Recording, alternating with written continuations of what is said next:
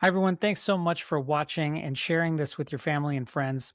And please don't forget to hit that subscribe button. And just a reminder that Trust Me, I Know What I'm Doing is brought to you by Travelopod. If you love travel in destinations like Africa, Japan, Antarctica, India, and the Northern Lights regions, then start your next journey with Travelopod. Visit vacation.travelopod.com and explore the wonders of the world. I knew absolutely nothing about Antarctica, but went right out there and was like, I'm going to try and do these big expeditions. It doesn't matter where you're from. If you don't have the experience, and that's a big one for me, you can get the experience. What's your approach been, especially as you've grown as an adventure athlete, as an explorer? Have you been able to think about your own fragility? I went from university to working in the National Health Service to joining the army. I'm suddenly going into something that's very different from anything I knew. Hi, my name is Preet Chandi. I am an adventurer. I've done a few solo expeditions to Antarctica, and now I'm hoping to go to the North Pole to become the first woman to ski solo and unsupported to the North and South Poles. And this is Trust Me, I Know What I'm Doing. Yeah. My name is Abhay, and I share conversations with talented and interesting individuals linked to the global Indian and South Asian community. It's informal and informative, adding insights to our evolving cultural expressions, where each person can proudly say, "Trust me, I know what I'm doing."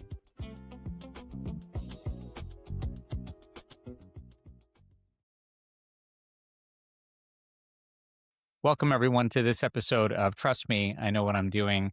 I would say with some confidence that I pride myself on having a wandering spirit and a craving for some adventure and some exploration. It's certainly in our DNA as humans. We've crossed across the millennia, sought to scale and traverse and venture far beyond the horizons.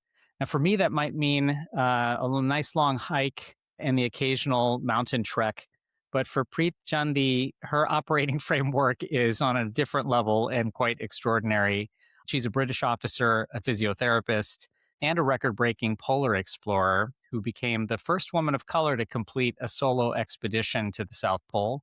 She has since gone on to break multiple Guinness World Records for solo, unsupported Antarctic ski expeditions, and is using her journeys to challenge perceived norms about who belongs in the extreme adventure environment and to inspire so many others to push those boundaries and push themselves and seek some of our deepest answers to those questions that we've had eternally. I'm so thrilled to welcome Preet Chandi, who is also known as Polar Preet, for a conversation today. It's just so great to have you here on Trust Me, I Know What I'm Doing. Thanks so much for joining, Preet. Well, thank you very much for having me. It's a pleasure to be able to share the story on your platform. I have to ask you first off, so even on a day like today where you're not out there in an extremely challenging environment, do you have any sort of adventurous rituals or routines that might seem mundane to others, but to you actually still fit into the kind of adventuring theme? For me, it's not motivation, it's the discipline. So, here at home, it's comfortable, right? I'm in my comfort zone. I've got my gumball, I've got my blanket that I love to sit with and a cup of tea. And I'm like, I have to train. And it's not nice outside, but getting out of the door is the hardest step. So I will do something every single day because I have to. I've got something very, very big coming up. That's not motivation. That's discipline. It's not because I want to. It's not because it's pleasant or fun. But I have to get outside and do the training that I need to do.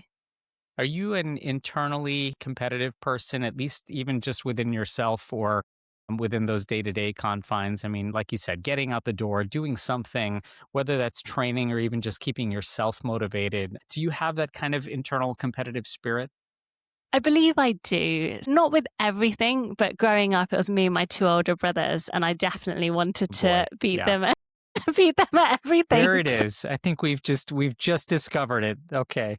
So yes, I believe I do have that. And, I've had some very, very big goals, and it doesn't matter if I don't reach that huge goal. It's still worth going in that direction because, maybe I won't reach this massive goal, but I'll still get so much from the journey on the way. And that's probably one of the biggest things I've learned. I wanted to, when for those people who don't necessarily have that competitive spirit, but they actually just sort of flow with the universe, and there's absolutely an importance to that too. But, do you on a day to day basis kind of crave those experiences, especially if they help kind of manufacture some adventure out of even the most mundane things? Like, I mean, I struggle to get motivated to fold laundry sometimes, but I mean, for you, do you not have to really search too far to find that motivation to get that sort of competitive spirit or that adventure spirit? And yes, you can probably thank your brothers for that a little. Definitely. I still sometimes do have to search. I think you often crave, where you're not. So I could be on the ice having like a horrific time, and I'm craving just being at home in my blanket, and I'm thinking about what my mum is doing or my brothers are doing, and, wishing that I was there in the comfort. And I think it's often I'll say to people, don't think about this huge thing. It doesn't have to be. My mum was walking on the pavements in Derby while I was on my expedition, and that was her, like, she's like, if Preet's out there, I can walk every day. Great. Mm, That is her coming out of her comfort zone a little bit. It could be absolutely anything. And it's not just, it doesn't have to be adventure. It could be, it's good for your mental health. It's good to just get yeah. outside, some fresh air, and try this. Try not to have anything else on. Try not to listen to music. If you can get away from the cars, do. Don't worry if you can't. And just, whether it's listening to the silence, to the wind, whether there's any animals, to the grass rustling, like even that, I cannot tell you how good that is for you. And it's not very often that we sit with our own thoughts, but I can tell you it's very powerful to be in that position and try and be comfortable with that. Thinking of that important internal voice and being comfortable with silence, being comfortable being alone, and I know that's a big part of the journey, especially when you're out there in this vast expanse. And yet, is it really motivating also to know that peers or loved ones are out there kind of doing their journey on the way and saying that, like, yes, we're kind of doing this together. My mom's out there walking the pavement, or my friends are doing something that is motivating them. And does that also kind of fuel things when you know that there's community in a way that's either rooting you on or doing their own adventures too? 100% yes. This is, and I'm pretty honest. I think there's always the selfish reasons that you want to do stuff. Am I a competitive person? Do I like to push my own boundaries? 100% I do. But it has always been bigger than me. I'm alone on the ice, but I'm also not alone. I'm carrying my culture, my heritage. I carry it all with me. In Antarctica, I would listen to audiobooks from South Asian authors, and I've got their voices with me. My sled was named Simran after my niece.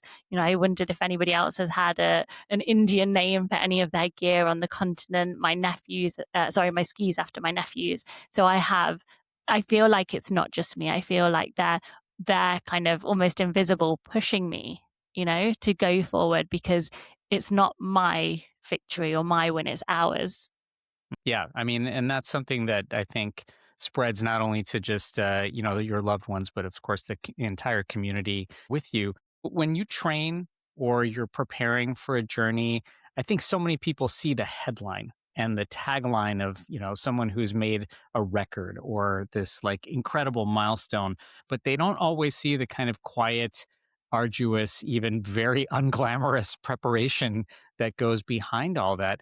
What would you say are some of those kind of unseen habits or even surprising habits or disciplines in your training or your mindset that in a way you've kind of had to grow into and have been able to sort of make a difference for all of these things? I think with a lot of successes, we see that image, that video, and sometimes you think, oh, it was probably easy for them. They were born into it. Or, I was in the British Army, and they don't necessarily see the other side. Now, when I joined the British Army, I didn't tell anybody in my family because it wasn't the thing that you're supposed to do. They weren't happy with it. I joined as a private soldier. Eventually, I became an officer, which was a huge deal. And we did stuff outside, but I didn't know anything about the adventure community. And then I just had this crazy idea. I knew absolutely nothing about Antarctica, but, went right out there and was like, I'm going to try and do these big expeditions in Antarctica. And I felt like, I didn't know anything about it. So I go on Google, I type in, how do you get to Antarctica? I am trying to ask people for funding. I mean, from our community, people just, had no idea what I was trying to do at all. And it just seemed like, Preet's just trying to do another thing that we don't understand. Right. I struggled for people to take me seriously. I really struggled for anybody to take me seriously. And I remember people asking me if I was inspired by Shackleton, Amundsen, and Scott, their big polar names, but I didn't know who they were because I didn't grow up reading them. I wasn't inspired by them. I didn't know their stories. It just wasn't, that background, but I felt like I had to come from that background. So then I said, yes, I was inspired by them. And then I went back and changed that narrative and was like, actually, I didn't know anything about them. But for me, it was wanting to show that it doesn't matter where you're from, does not matter if you don't have the experience. And that's a big one for me. You can get the experience. How do you go from the, hey, I want to look up how to get to Antarctica, to the, boy, I have to really prepare now to get to Antarctica. And I have to do some things that I've never done before, even though you've gone through the rigors of being a British Army officer. You've marched through some really, really arduous tasks and scenarios. And yet this was something completely different. I mean, when it comes back to making your narrative and really building those blocks and now like actually like putting, one foot, after the other and getting there, when it comes to the preparation and the training that now goes from searching on how to get to Antarctica to actually preparing, were there some things that were just pure surprises along the way that you were like, boy, I didn't expect that at all? So many things were where do you start? Like you said, I'm starting online. I was so nervous to put it out there, so I created Polar Preet, a social media pages, website, and you're putting this huge goal out there. You're hoping people, take you seriously, which a lot didn't. Who is this person? What's she talking about? Pretty vulnerable place to be, by the way, it is right? very vulnerable, and it is scary. But that's why it's out of your comfort zone. There's growth there. Every time you step out, it's scary. I still get scared and nervous. Like so many things I do, it's not that I'm less scared or less nervous. I'm just used to that feeling. I've been there before. I have been scared before. I've been nervous before. I've been in this position before. And I know it's okay to have those emotions. So getting money was really, really hard. I'm trying to get people to, because it's expensive. Training's expensive. The gear that you need to survive in these locations, the sled that I need to drag, there's so much detail. So I was asking anybody and everyone that had anything Antarctica that was on their socials, anything, would you be happy to speak to me? And, right. Asking a lot of the wrong questions, because how do you know? You don't know what you don't know. So yes, it's a very vulnerable position, but, I really wanted to push boundaries. I wanted to show that somebody like me, somebody from our community can go and do this huge thing, and show that we belong in every space, because I have been in so many spaces where I felt like I didn't belong. I joined the army, and then I became an officer in the British Army. And then I wanted to do stuff in the outdoors, and then I wanted to go to Antarctica. And the thing is, we do belong in those spaces. And a lot of the time it's just from, it was my feeling, or do I belong in this space? It's, you feel nervous because maybe you haven't seen anybody, from the community do it before. And that's okay. You go and you start. Yeah, I was just going to ask, what were some of the wrong questions that you may have asked from the beginning? Everyone's like, okay, well, I did all these things right, and it fell together. But I mean, there must have been some of those wrong questions that you're like, oh boy, that was a real off base. Thankfully, I never went in that direction. Well, I didn't want to go on skis. So I tried skiing before, and I was like, I could probably just run like the distance. It'll be fine to do that, which it's 700 miles with all your gear and everything in a sled. I didn't know, I didn't know there were no polar bears. That's probably the one that I was embarrassed about at the start. So I didn't know there were no polar bears in Antarctica. And one of the first things I learned was the word Arctic comes from the Greek word Arctus. That word means bear. Arctic is where the North Pole is. So Antarctica itself means no bears. And I think that's one of the things, to me, it's just remembering that everybody has a different baseline knowledge, and you have the capacity to learn at any age and any time, because I had to learn a lot of baseline stuff for this continent. I know literally nothing about it at all. So that was what I learned. Completely clean slate. Hi friends, you may have visited Italy and seen all the highlights, but exploring Europe or Asia for a more immersive vacation is where the details truly matter. That's why so many trust Travelopod for personalized custom experiences. From small group travel to complex planning for any destination, the pros at Travelopod can help make your trip seamless, affordable, and unforgettable. With thousands of 5-star ratings and stress-free booking and support, Travelopod is your trusted partner for unforgettable experiences around the world. Visit vacation.travelopod.com. You mentioned this kind of idea of still getting scared. And, for someone who has had immense amount of training in the army, and like you mentioned, you became an officer and now you've traversed and had these incredible milestones and accomplishments. But I'm just curious, in pushing those boundaries, in doing these kinds of great achievements, the basic question for me is like, how has your relationship with fear maybe changed in these experiences?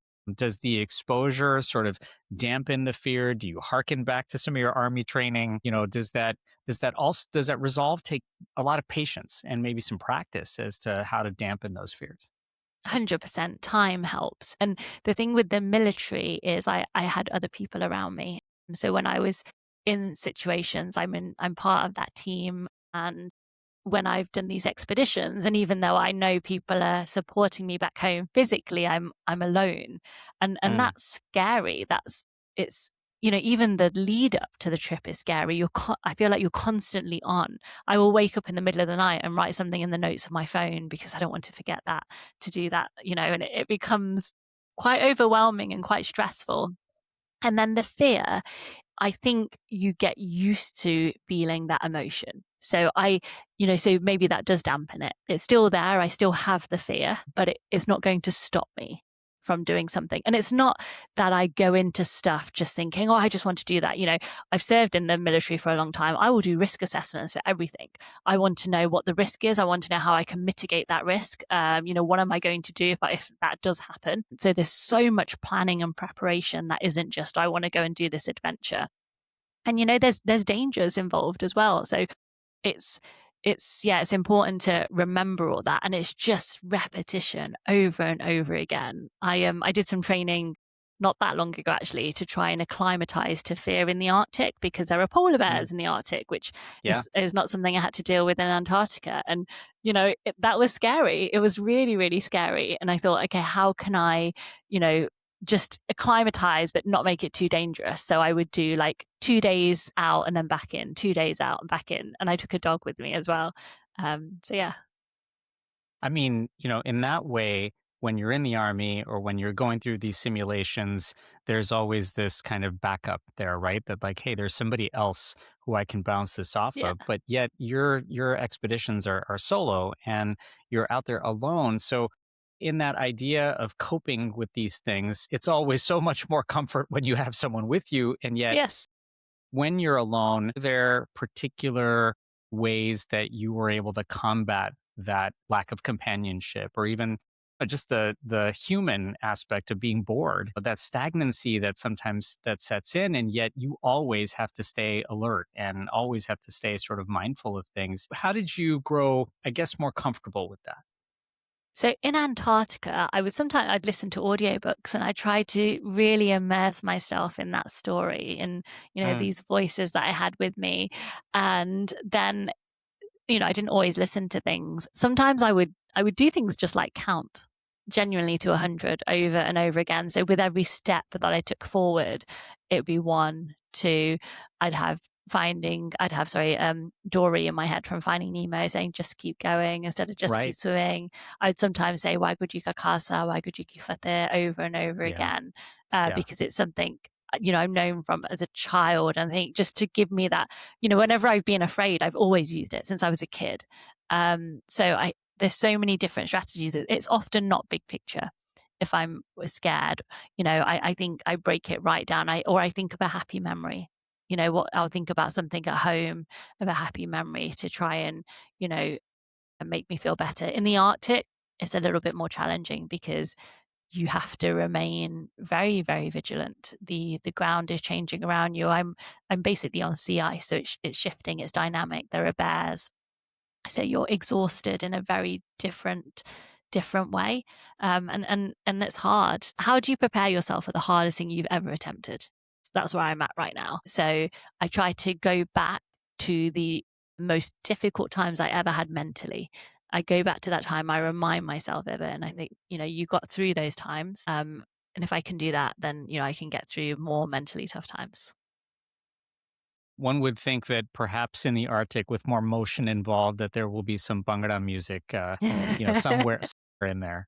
Um, you've described yourself, and I mean, even just hearing that, right? That just sort of like the simple things are the things that keep you going. And you've described yourself as someone who, very in a matter of fact way, has that simplicity of just being a Punjabi girl from Derby, and then on top of that, you build these complexities of being a seasoned British Army officer and now the first woman to do a solo Antarctica expedition on the continent. How do you balance that idea of pride, of being somebody who's had some humble beginnings, and the hunger of that ambition and sort of explore that ambitious exploration? How do you balance that sort of ambitious exploration with the humility and the growth that constantly has to be there as you embark on some of these new challenges, and especially ones that are, just like you said, completely unknown? The humility is so, so important. And I think just of the background, my me and my brothers in our entire family were the first people that had the opportunity to play a sport. So, to be given, and yes, I'm not saying I had boundaries, but, what were they compared to what my mum and my grandma had?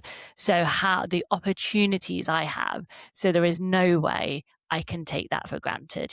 I'm so, so proud of my background, my community that, and I will go in, when I'm there, I'm alone. And even I get to the South Pole, there's maybe 1-2 people to meet me there. And it's a small community. And I come back and I do interviews and I go into a room and do a talk where there's our community.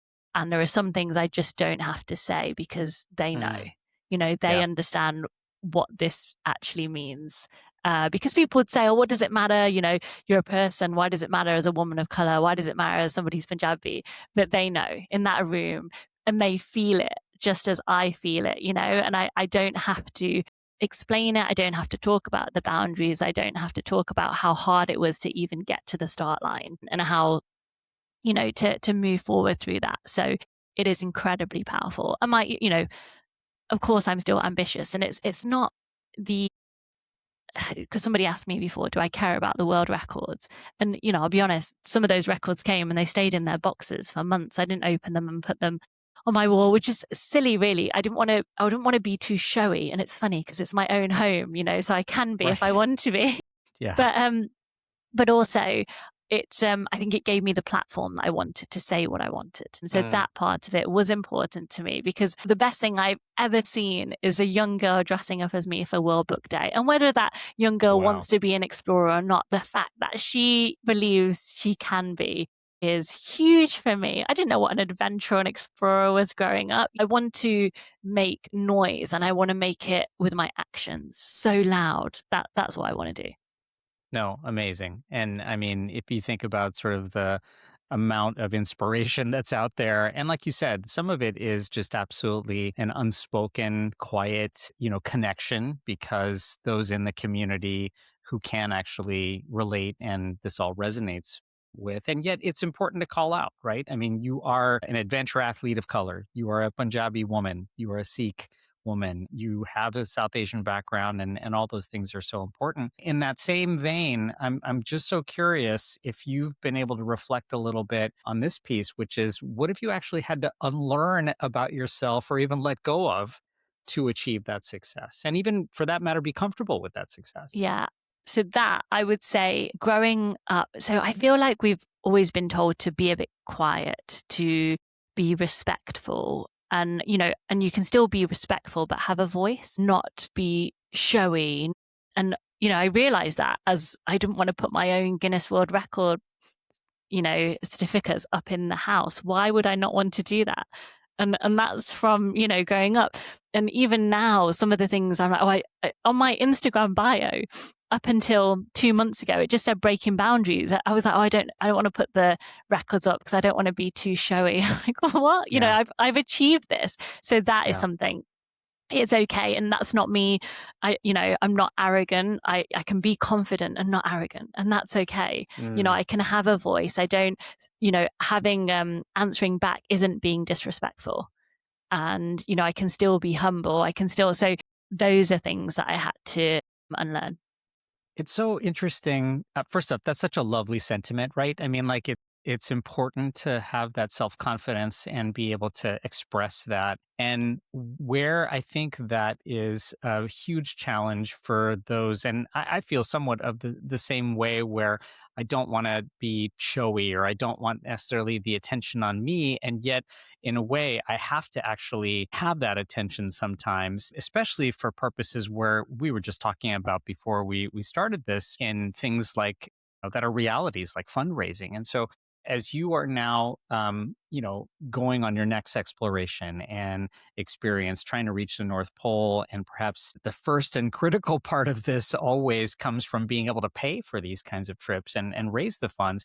Maybe you can explain a little bit of what's involved in finding sponsors, fundraising, and the costs actually that are involved for both training and completing these excursions as an adventure athlete. And again, right, it goes back to this whole idea of like, well, boy, I don't necessarily want to be showy and express that confidence. And yet that's part of this entire experience too.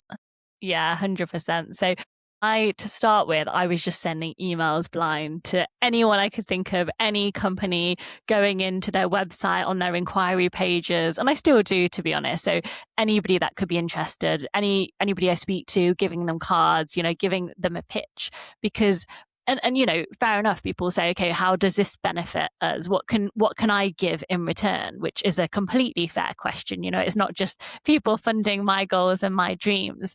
How can I relate that to businesses? And, that planning, that preparation, that going into risk, but mitigating the risk as well, having these big goals, but having these tiny little goals on the way. And if you do fail, because I failed one of my trips in Antarctica, which hit me quite hard, what do you learn from fail? How to fail? Do companies support failure? Which, man, that failure hit me really hard, because I don't think I've ever been told in my life that it's okay to fail. I tell you what, I learned more from that failure than I did any of my successes. And because of that trip in Antarctica, the one I failed, I then went and got another record, which I don't think I would have been able to do without it. And because of that failure, I'm going to do something which is insanely hard. Nobody has done from Canada in 11 years. No woman has ever been solo to the North Pole. Only 2 men have done it, solo and unsupported. So it's so hard, but I'm not as scared of failing. So, and you can't fail unless you try. So might as well try. So for me, fundraising is so many avenues. I have a GoFundMe page. I speak to companies regularly, and then a lot of chasing people. I spend a lot of time on my laptop trying to chase people. And the figures, it's well into 6 figures. It is very expensive. We're talking about the remotest places on Earth. We're talking about the edges of the Earth, literally. So trying to get to my start point, nobody lives there, like this far in northern Canada and Ellesmere Island. And then trying to get support on the sea ice. So Antarctica's on land. And during my expeditions, I have 24 hours of daylight. There's logistics companies that have supported my expedition there. In the Arctic, I'm on the sea. So I'm moving on sea ice. That is shifting and moving. So I literally have to climb over big blocks of ice, and then there's open water. So I will have to get an immersion suit on, get into the water, swim to the other side, drag my sleds over, and there are polar bears. So I have to carry a fire on with me. And I will start with some hours of darkness. It will be about -50 still at the start. And because I'm literally on top of the sea, that adds to the coldness and the humidity. So it is everything. Like the first 2 weeks of this trip, I think will be harder than anything I've ever done in my life. Hi, I'm Abhay, and if you have an animal in your life that you love, then I want to introduce you to the Timberdog RuffRest, the only dog bed you'll ever need. The patented RuffRest is compact and light with over 14 travel features, comes in 3 sizes, and has everything from storage for essentials to a built-in sleeping bag. The New York Times Wirecutter calls it a versatile, portable dog bed with lots of extras for traveling or camping. Go to Timberdog.com to explore RuffRest, the only dog bed you'll ever need. You know, you mentioned the arduous kind of barriers, right? It seems like this obviously the most arduous and really death-defying obstacle course that there could be here. And yet all those things, they do amount to being able to just keep going, right? That whole kind of Dory mantra that's out there. Is this something that you've grown into and matured with as far as like being able to like get back up and go beyond the sort of like day-to-day failures and of course knowing that the risk of some of these failures actually could mean the difference between life and death sometimes? And Yes. what's your approach been, especially as you've grown as an adventure athlete, as an explorer? You know, have you been able to maybe think about your own fragility in a way as you go about doing some of these things? So I always learn from my mistakes, first of all. So I've made mistakes and I write them down immediately on a pencil or paper that I have with me or on my phone so that I can take accountability. There is no space for me in that environment to say, oh, but it was all these external factors. Of course they are there. You cannot change them. What can I change internally? What mistakes did I make? And every trip there's something. It could be, very, very small, but I can't afford to make those mistakes going north. It's too much. Like you said, it's much, much more dangerous if I'm honest with you. So it's also, I go into these knowing that I'm not the only person that can pull me out. There's another person that can pull me out. And it's so important to have that because my head when I'm on a trip is solely on that trip. I struggle to concentrate on anything else outside of that. It is incredibly challenging. On the trip that I failed in Antarctica, that was 70 days, solo unsupported. I finished losing 20 kilograms of fat and muscle. It was about 40 pounds. And I was so frail. I had run out of pain relief. I was running out of food. Like I was not in a good way. So at that point, as a logistics company who said you need to stop, I don't know if I would have made the decision. I hope so, but it's made for you because it needs to be. So I think there's so many things in the preparation. It can't just be on me. That's too dangerous. And it's a dangerous trip. Is that a vulnerability or at least an acceptance of that vulnerability that took a little bit of, I don't even know what the right word is, but it took some time maybe or some patience for you to have to get there? Yes, my first trip, I did 700 miles to the South Pole. My second trip, I wanted to be the first woman to cross the landmass. And I'll be honest with you, I had done the training. I'd been to Antarctica before. I'd done a big part of that distance. I thought I could make it. And there was no part of me that didn't think I wouldn't make it at all. Not because I thought I was being arrogant. I've done the right preparation, and not making it absolutely broke me. That put me in a very vulnerable place. And it took me the year to recover from that, accepting failure and how that made me feel. And, if I'd go back again, and it was hard. It's a hard place to sit in. It's not fun. I don't think it can be accelerated, but I also think it's good to sit in that. And I felt empty for quite a while, actually. And then I decided to go back and get a speed record, which, I learned from those mistakes and the vulnerability as well. And I'm not the most patient person, especially with myself. I'll give advice to others that I wouldn't take necessarily. And I had to have surgery on my leg, like I was injured as well. And I remember buying a coloring book for myself. I didn't touch it once. I just wanted something to make me feel better. I'd binge watch things on Netflix. And normally I would exercise or walk to make myself feel better, but I could walk 2 minutes and then I'd feel exhausted, out of breath, and nobody really understood that I don't want to see people because I've just come back from a big trip. So I'm at my mum's house and she'll say, Auntie just wants to come and see you. And Mum, I don't want to see anybody. And then she was like, oh no, she just wants to see me. I'm like, no, Mum, they want to see me. And I'm telling you, I don't want to see anybody.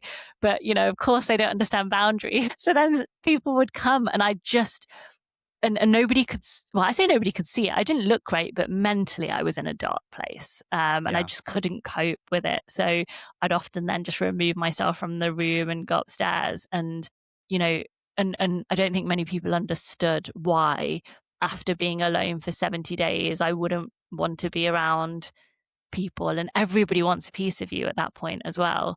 That was hard. And that was a very vulnerable space for me. But then looking back, you know, it wasn't fun at all. It was horrible. Looking back, I go to it for strength. I look back at that time and I draw strength from it. Do you, especially this story that you just told of the setbacks, the idea that even after this long time away, and whether you've actually succeeded or not, that you actually need some either time or space to just reset? Does the word adventure mean something different to you after a trip like that? Does it mean something different to you now compared to when you were a child, or when you were trained to be a physiotherapist, or even in the army? I mean, has that word, perhaps the meaning of that word, changed at all throughout your life? It has. So I'm going to change it slightly to exploring, because people will say to me, or, you know, exploring is going to a place where nobody's been. So you're not exploring. And I think actually exploring is going to a place where you have never been. We tell kids to explore all the time. So, you know, I'm exploring in places I never thought I would ever go. I didn't dream about as a kid because I didn't know anything about it. An adventure to me, you know, as a kid, would probably just be doing something new, doing something different. So it's just grown, you know, they've just doing something different is just much, much bigger. And I don't think 10 years ago, if you told me that I was doing these things, I don't think I'd possibly believe you. I mean, I went from university to working in the National Health Service to joining the army. So, you know, because, you know, I thought this is what I need for financial stability. And leaving the army, that was hard. You know, I'm suddenly going into something that's very different from anything I knew. Yeah, completely different dimensions of exploring, for sure. Let me get you out of here on this in the way that you're pushing boundaries, and those accolades that you've you know, collected in a way are now the motivation to even go for your next exploration, if you will.